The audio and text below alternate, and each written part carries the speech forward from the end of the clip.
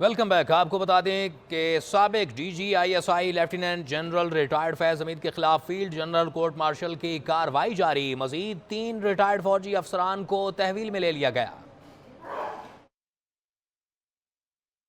फौज के शोबा ताल्लुकात आमा के मुताबिक तीनों रिटायर ऑफिसर मिलिट्री डिसिप्लिन की खिलाफ वर्जी के मुर्तकिब हुए। ISPR के मुताबिक 3 रिटायर अफसरान को फौजी नज्म ज़ब्त की खिलाफ वर्जी के सिलसिले में तहवील में ले लिया गया। ये ऑफिसर मखसूस सियासी मफादात की ईमा पर मिली भगत से अदम इस्तेहकाम को हवा दे रहे थे। इस बारे में तहकीकात की जा रही है। तर्जमान पाक फौज का मज़ीद कहना था कि तीनों ऑफिसर्स को कोर्ट मार्शल की कार्रवाई के सिलसिले में तहवील में लिया गया, जबकि इन रिटायर ऑफिसर्स और इनके साथियों से भी तहकीकात की जा रही है। वाज़ेह रहे कि साबिक DGISI फैज हमीद के खिलाफ फौजी नज्म ज़ब्त की खिलाफ वर्जी पर फील्ड कोर्ट मार्शल की कार्रवाई जारी है। आपको बताते चलें कि साबिक DGISI lieutenant general retired Faiz Hamid के खिलाफ फील्ड जनरल कोर्ट मार्शल की कार्रवाई जारी है। मजीद 3 रिटायर्ड फौजी अफसरान को तहवील में ले लिया गया है। पाक फौज के शोबा ताल्लुकात आमा ISPR के मुताबिक तीनों रिटायर्ड ऑफिसर्स मिलिट्री डिसिप्लिन की खिलाफ वर्जी के मुर्तकिब करार पाए हैं। ISPR के मुताबिक 3 रिटायर्ड अफसरान को फौजी नज्म ज़ब्त की खिलाफ वर्जी के सिलसिले में तहवील में लिया गया। ये ऑफिसर मखसूस सियासी मफादात की एमा पर मिली भगत से अदम इस्तेहकाम को हवा दे रहे थे। इस बारे में तहकीकात मजीद भी की जा रही हैं।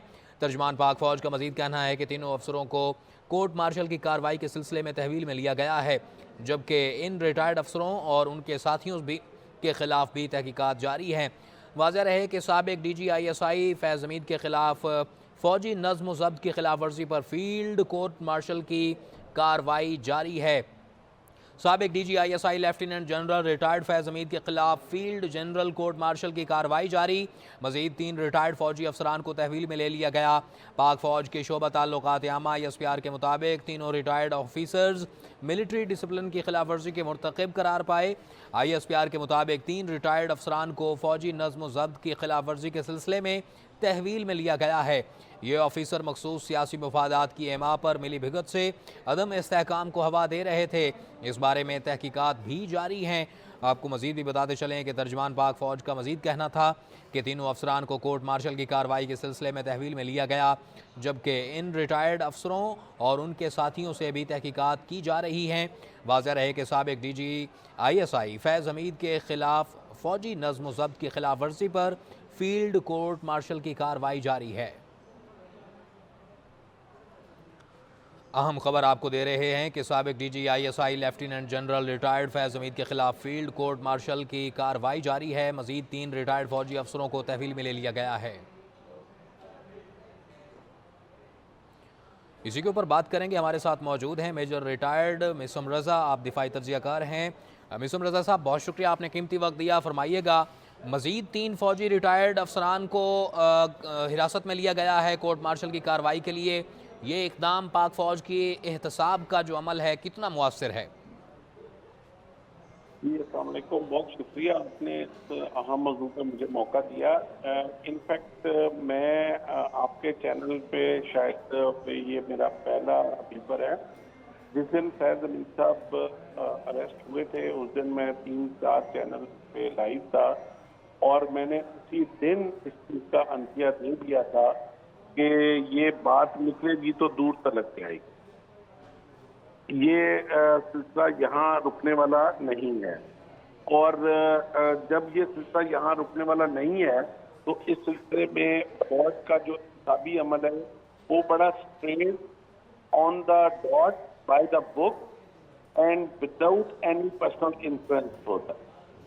जब इस चीज का जो कोर्ट मार्शल का सिलसिला शुरू होता है, किसी भी ऑफिसर का, किसी भी जवान का, किसी भी डिफेंस पेड पर्सनल का, तो उसके अंदर सबसे अहम चीज ये होती है कि वो किसी भी पर्सनल बेस पे नहीं होता, वो बाय द बुक होता है और उसमें अंडर इन्वेस्टिगेशन जो भी चेन आती है बिला इम्तियाज, चाहे वो किसी रैंक का ऑफिसर हो, उन्होंने उसमें अरेस्ट होना होता है, अंडर इन्वेस्टिगेशन आना होता है और उन्होंने तहवील में लेके उन्होंने उस इंक्वायरी का हिस्सा बनना होता है।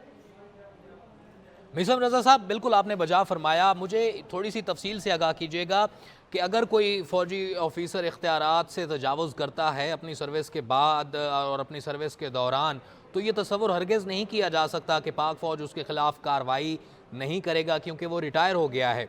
रिटायर होने के बाद भी पाक फ़ौज के नज़्म व ज़ब्त को फॉलो करना एक ऑफिसर हो या सिपाही हो या कोई भी ओहदेदार हो, उसके लिए लाजिम व मुलज़ूम है।